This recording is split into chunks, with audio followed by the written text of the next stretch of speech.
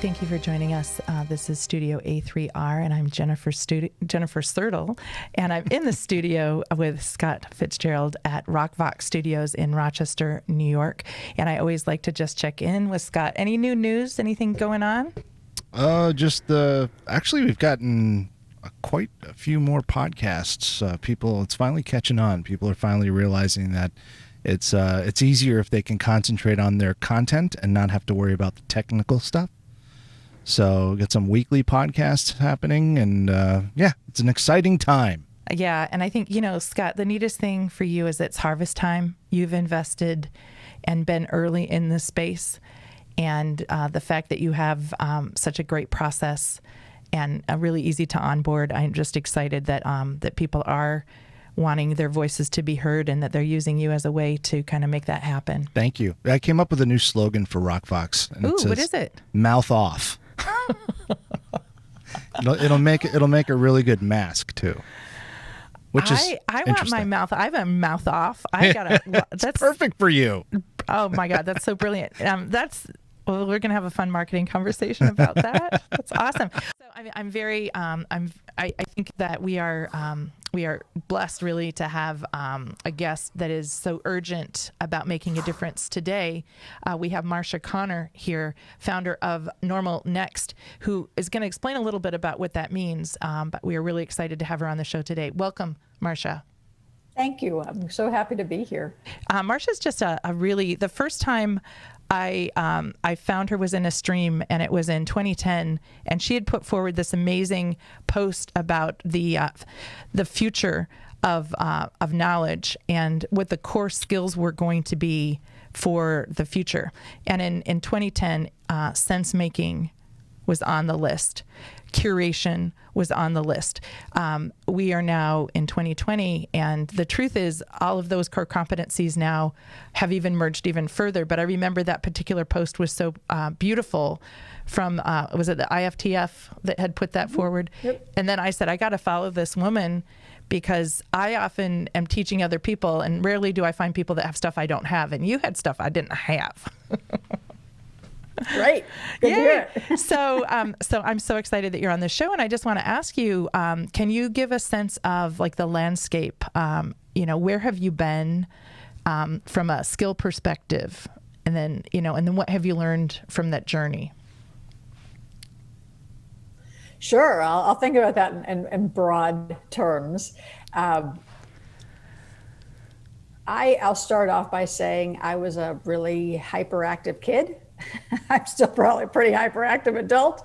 And so I have always used my time in as many different ways as possible. It keeps me grounded. It keeps me focused, is to actually be able to see and do as much as I can. And I acknowledge that wears a lot of other people out. And so the more I can see, the more places I could have been, the more I feel actually I can be centered and I can be grounded. But so as a result of that, I spent all of my college years abroad in many different countries, for example, or at least as much of my college time as I could.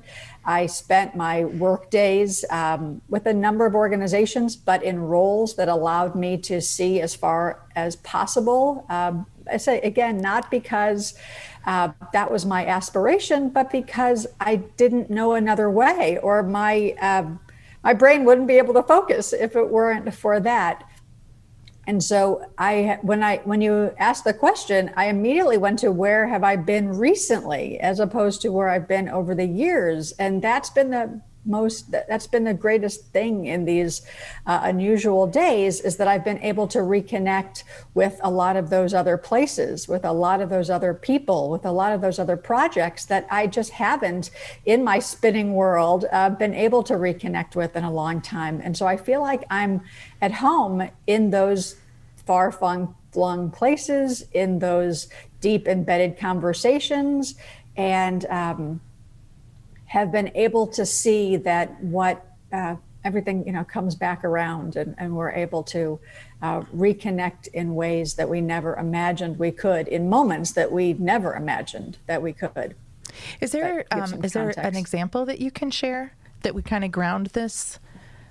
Sure. That'd be awesome. I spent a good bit of yesterday in conversation with somebody that I haven't seen in a decade. And and what we ended up talking about was how our journeys specifically to focus on helping help organizations and people in the world. That's probably the core of both of our work.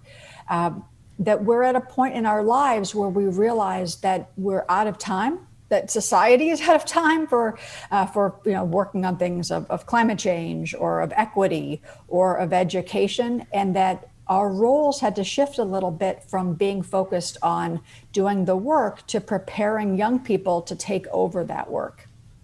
And it was odd. It was an odd experience to be having a conversation with somebody you haven't talked to in a long time, to realize spontaneously we were at that same point in our journeys that we had to be focusing on figuring out how to step back from our own work, our own roles, and step into how can we ready others to be able to take on that perspective, with the bottom line realization that we weren't asking them to take it on the way that we would have done the work.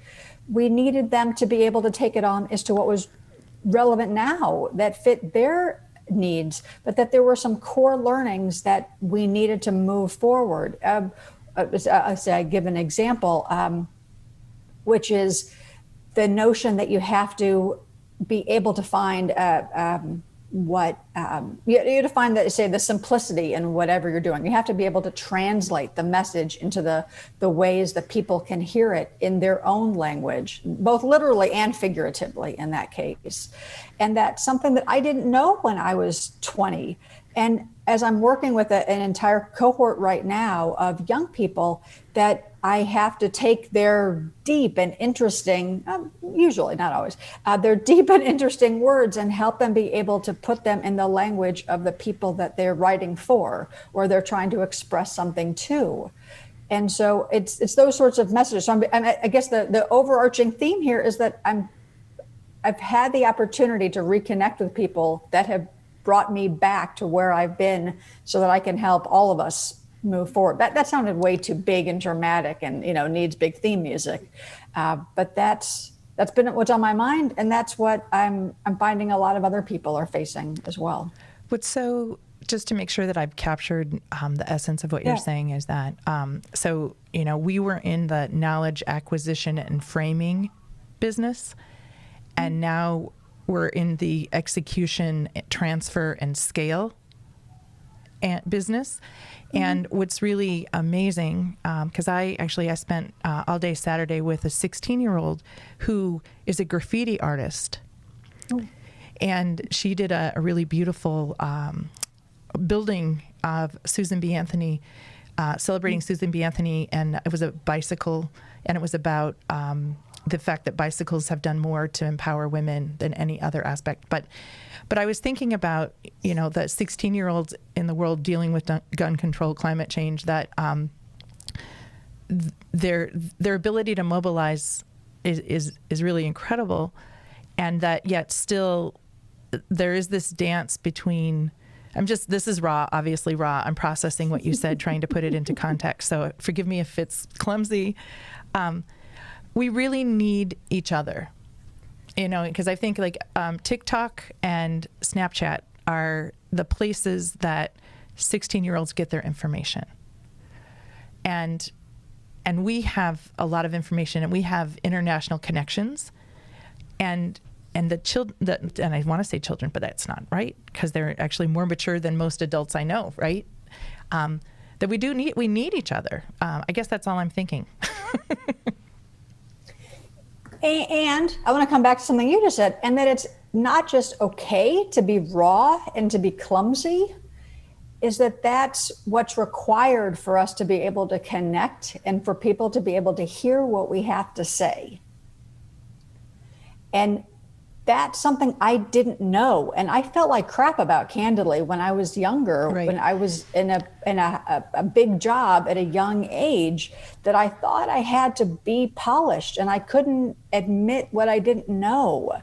And now when somebody is, say, apologizing for not having their act together, if anything, just stop them in their tracks and say, if you come across as plastic, nobody takes that seriously. I have a specific example where I was, so in my career, I worked at Microsoft in the days that most of my friends and colleagues were in graduate school. And I always say that for me, that was a better graduate school. It was a lot harder of work, and it was a lot more focused on action. And I remember being at a large internal marketing event in the company, and a woman I should probably point out and date myself and age myself a little bit here. I was there for the rollout of DOS for the average person, so DOS 5, and for Windows 3.0, which was sort of the Windows that we know today. And so I was there and say in really early days, and this woman was, and this very senior marketing person in the organization was showing us all this new thing called Windows, which is now funny, but at the time it was really big and scary. And in that conversation, she came across as an automaton. She came across as so slick and so polished. And I remember sitting with my colleagues in a sort of a row in this amphitheater and thinking, I don't know a word she just said. Yeah. It came across as so polished that it lost our ability to connect, and for us to be able to make that real bond, like almost like, skin in a Band-Aid sort of thing. Yeah. And so that was a big turning point and a message that a lot of these kids who are trying to be perfect and look like Instagram models, and it's this really sad moment that we're trying to have this whole effect or have the right branding when it's just that being human that needs to shine through, and that's what people connect with. Right. And so but that's sort of thing that you really don't know until you've had your eyes open to be reflective in your own life, that who you connect with and how. And it's not a matter of aspirations, it's a matter of humanity and those human connections. So I don't mind telling people that I'm 51 years old, so I'm over 50. And I'm wondering, are there 2 or 3 things that 50-year-olds can do better to transfer well and build bridges with youth? Well, I have a 16-year-old, so I'm really mindful of the graffiti artist. I'm going to have to look into this. I'm a big fan of graffiti too, so that sounds really fabulous. Yeah. So, one of them. So while we're admitting our ages, I'm 55, and I'm the first class of Gen X. So even my own graduating class in high school or in college, half of my colleagues were boomers and half of us weren't. And when we made that realization in the last couple of years, actually, we could look back and we could see who was who. We knew immediately where people's birthdays were, which is so incredibly specific, but there were really some amazing pieces. And I point that out to say that I find that the people who are older than me feel bad for the young people of today. They feel like, oh, they're not going to do better than their parents, which is something that was very important for them to be told. And so I hear this of my son, my husband saying to my son, for example, or other people saying to these colleagues that I have that are quite young, oh, we're sorry that we ruined the world for you, which, good, it's at least they are aware that they ruined the world.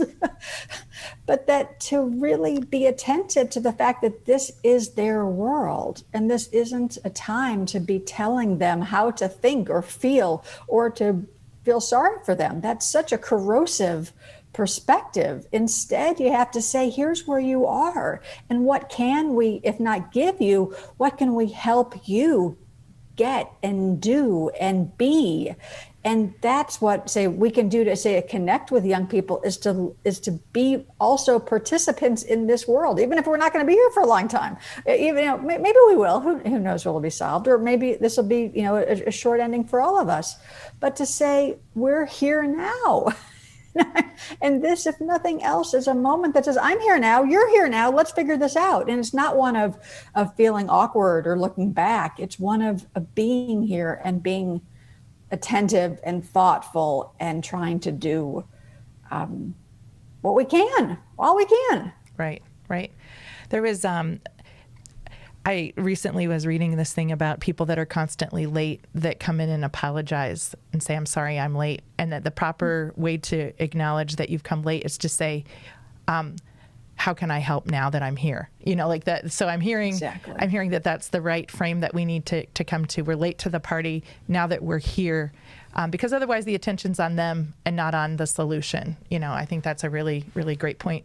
Getting back to you, given that you've always had a job title that hadn't been created yet, you were always kind of in the new sphere, and I know, Scott, I'm saying a word that nobody knows what that means. So, but I'm just wondering, how do you find grounding, and how do you ensure that you are understood?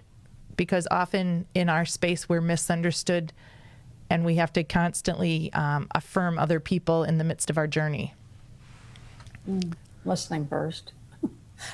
I've spent the last 10 days putting together a report for an organization I've worked with for a long time that follows up on weeks and weeks of interviewing the fellows in their program and listening with our whole hearts, which sounds a little campy, but that is what we're doing, listening to their experiences. What would it be a shame now that this program is mostly online? What is it would be a shame if what was lost? And to be listening, not so that we could get the next question out, but that we could be authentically listening to hear what they needed to say. And so the journey I've been on has been through hills and valleys and around barns and all sorts of places that others hadn't come. It's because I keep recurring to the same places because I look more at my feet than most people do. It's not that I don't look out into the world. Like, that's important to have that vision, but I'm also mindful of what's just right here.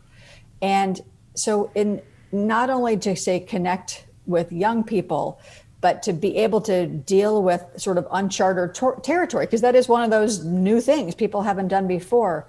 It's to really listen and to really be here and to really attend to what is needed now. And I launched a company over the summer, which is this summer of all summers is a kind of a weird thing to do.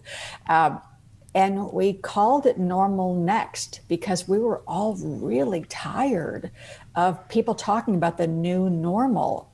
And what that implied to us is that what was normalized before was normal, and it just wasn't. I mean, I can say that in a lot of other ways, but that's what's on my mind more than anything else, is that the old ways of being, of the issues in our society, of the issues of how we've treated people, of the issues of just inequality on so many levels and so many different spheres is not okay. That isn't normal.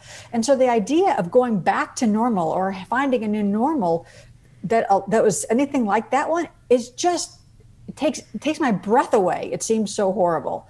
And so the question is, what's next? What's needed?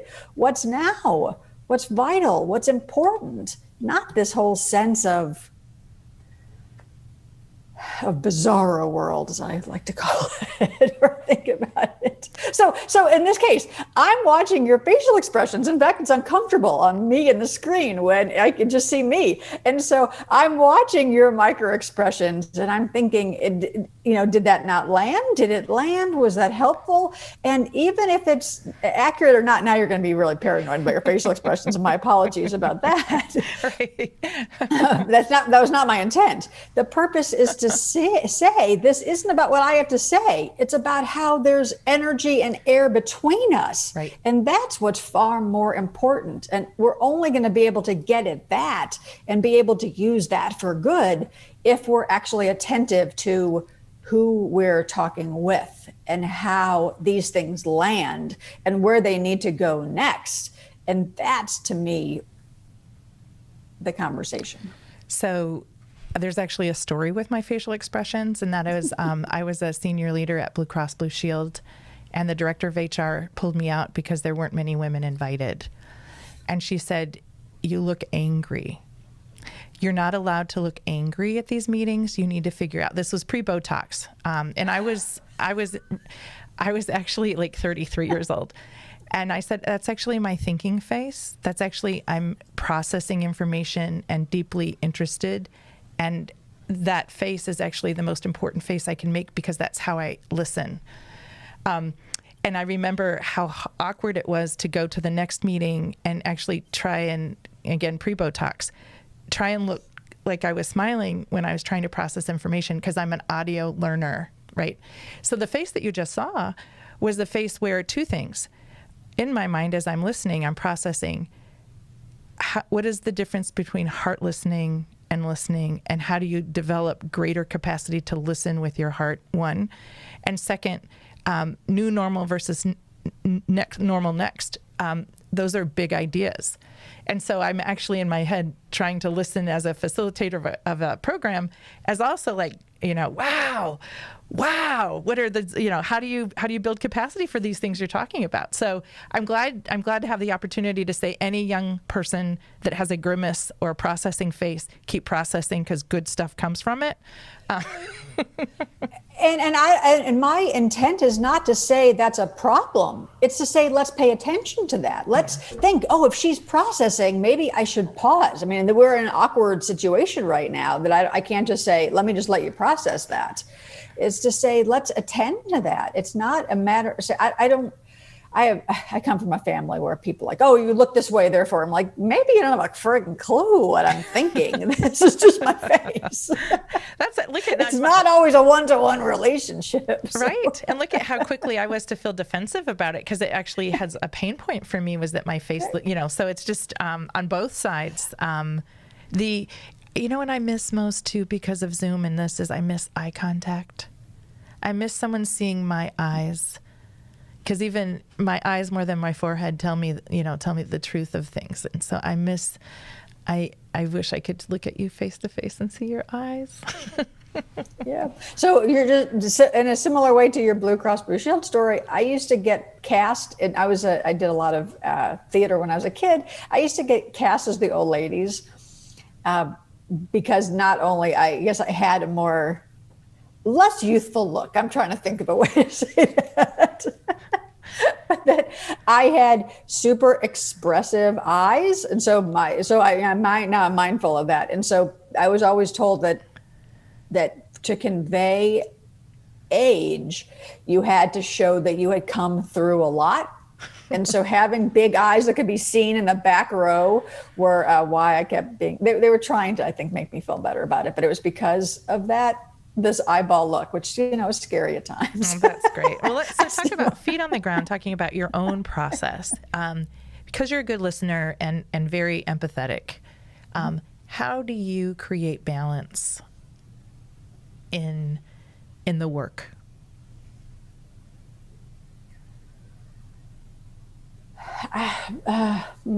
See, that's one of those there's a trigger word. Balance is a trigger word for me. That's probably overstating it. But Lottie Balin, who was the researcher in the world who did all the work-life balance research, gave me a tongue lashing a long time ago when I was interviewing her for a magazine article.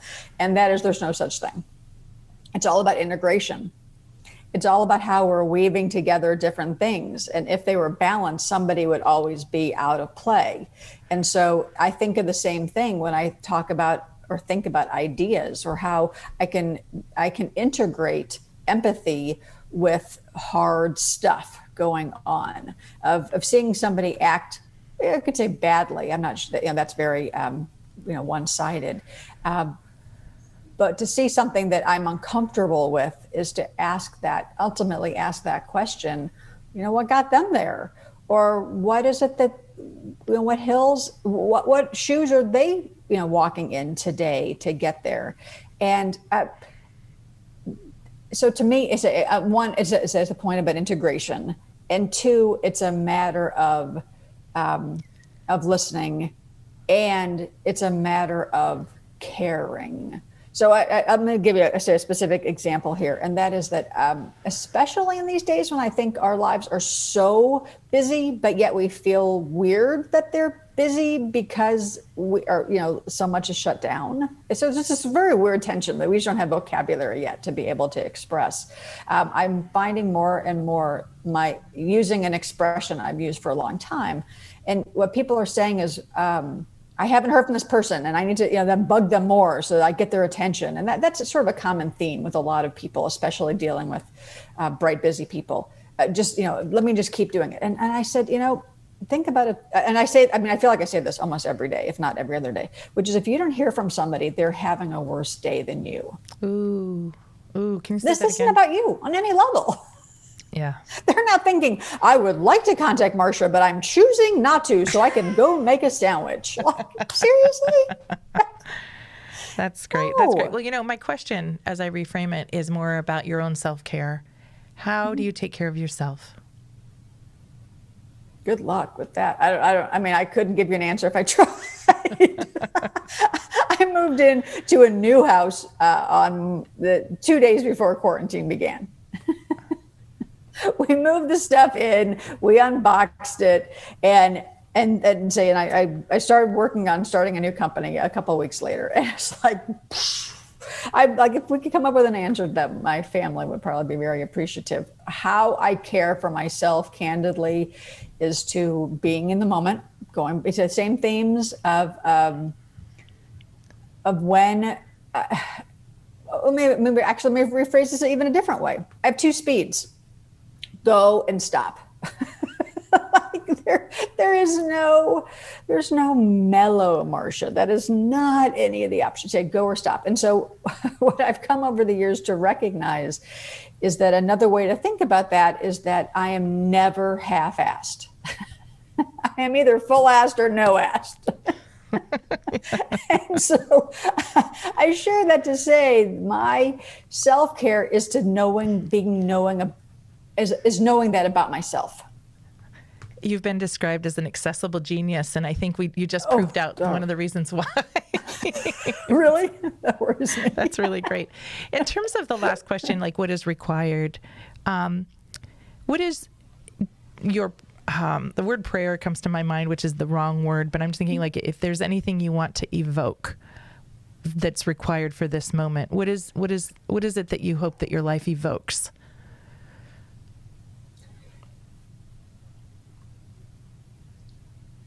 One, we only have so much time in anything, and so choose those moments well, or at least be mindful of them or thoughtful about them, and to choose them, either because we have created a life that they choose us, which I think is also a reality for many people, which I feel very fortunate about in my case. So never lose that moment. I lost a sibling when I was a little kid. And as a result of that, I knew at 9 that this may not be, tomorrow. And so that, and lived actually my whole childhood. I had, a lot of death that happened in my life. And so I never lose sight of the fact that I'm not going to end a conversation badly. Like the last words of every conversation are going to be, I really appreciate this rare gift of time together. And so there isn't a day. I try to live my life without regret of casting my mind out into the future and looking back on it and saying, well, I regret doing this. If I'm going to regret doing it, I'm not doing it. Right. But it seems like a good plan. And, I'm far more apt to do that. So it's a matter of being very mindful of that. These are precious times and we can't blow it. And now a lot of other people realize that too, but this has to apply next year and the year after and the year after that. And we have to just hold tight to knowing that this is it. This isn't preparation for life. This is life. And we have to be readying and being there. And then the other sort of affirmations or of ways of thinking about this is that I choose good. Is that I have worked with some of the I've worked with almost all of the large organizations on earth. And I will admit, some of them are not so good. I'm trying to think of a way to phrase that. I don't align with their ethics and morals. And at the time, I thought I was helping them because I was helping them retain, huge numbers of their employees. But I've seen over the years, and I've come to conclude that I'm not willing to spend even a minute more of my time and my life on helping people bring the world to a sooner close. That I'm not willing to spend a minute more of talking or working with people who don't see that we're all in this together and therefore you need to do your part. I'm just not willing to spend another minute wasting time on busy work or administrivia or on things that hold up and prop up a system that I don't believe in, and that I just can see how it has harmed us as a civilization. And so I choose good.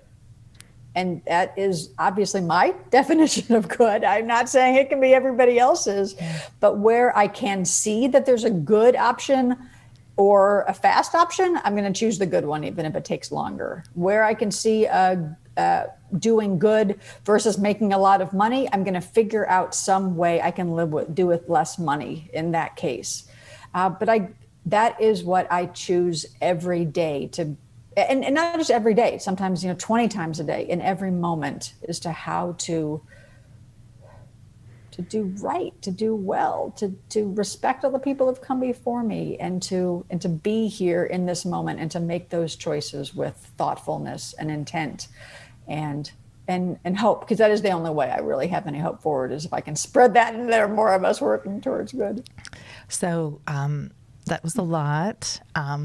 I think what I appreciate is thank you for sharing about your family member, and I think it explains the level of urgency that you have is primal urgency. And that's probably one of the reasons why you were cast as an elder, was because of the wisdom, to have that access to death and understand it. Like you didn't only experience it, you understood it. You almost live your life backwards rather than forwards. I really appreciate your willingness to share that, and it does explain the urgency.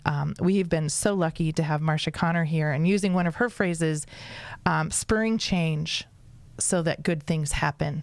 And I can't imagine a better way to end this program here at Studio A3R in Rochester, New York, with Scott Fitzgerald at ROC Vox Studios. And I hope you all have a very good week, and really think, what can you do to make a difference for someone so that they can act today for normal next? Thank you, Marcia.